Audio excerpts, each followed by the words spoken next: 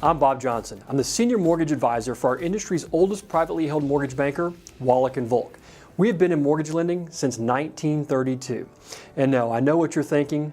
I didn't do the first loan. I have been blessed, however, to have provided financing to over 25,000 families in my 20 years in the business. All right, let's jump right into this week's mortgage report. Last week we saw bonds remain strong following the Fed decision to hold rates and also reduce the number of hikes it expects next year to 2, down from 3. This week, mortgage bonds have edged higher, and that run-up is being supported by the continuing jitters in the European banking sector. Germany's Deutsche Bank could be on the hook for about $14 billion in fines to resolve probes stemming from the sale of mortgage-backed securities during the financial crisis. Consumers seem to be much more optimistic these days about their own financial situations than many thought, or at least that is what the September's Consumer Confidence Index that was released on September 27th told us. They announced a reading of 104.1 that was well above the forecast of 98.8. Analysts were calling for a small decline in confidence from August's level, not an increase. Well, since the Fed's decision to hold rates, I've been getting a lot of calls asking what should we do? Should we float or lock in our interest rate? Well, let's take a look at the Fannie Mae 30-year 3% coupon to help answer that question. On the 27th, we hit a high of 104.25. However, for the day, we saw a 9 basis point drop. This looks similar to September 6th when we closed at 104.03. Then we took a 7-day slide in the market, which saw us go to a low of 103.09 on September 13th. Personally, my clients that had a relatively quick close, I locked them on September 6th once we hit the high of 104 and the head of the sell-off on the 7th. Right now, consumer confidence is very strong and the Dow is up.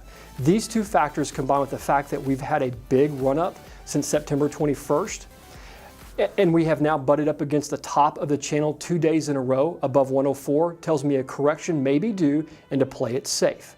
Take a look at the Fannie Mae 30-year 3-month view.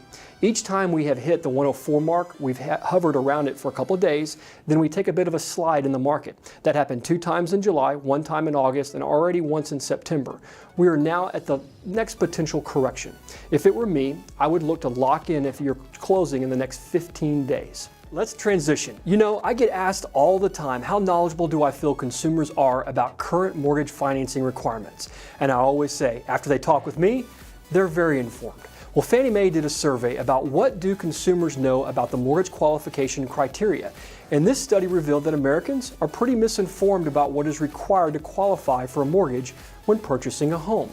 Well, that's a pretty broad statement, so I decided to go a little deeper into the study to find out what were they most misinformed about. Well, here are the 2 myths about mortgages that may be holding back home buyers. Myth number 1, I need a 20% down payment. According to the Fannie Mae report, 76% of Americans either don't know or are misinformed about the minimum down payment required. Many believe that they need at least 20% down to buy their dream home. That is a big myth.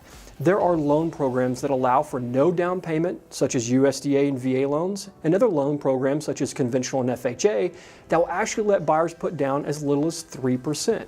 We can even combine these loans with the state-funded bond programs that will provide grant funds so buyers can buy a home for less than $1,000 in some cases.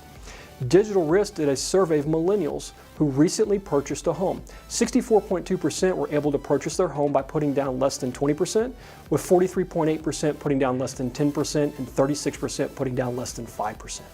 Myth number 2, I need a 780 FICO score or higher to buy.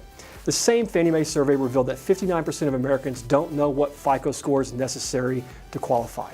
Many Americans believe a good credit score is 780 or higher. That's just not accurate.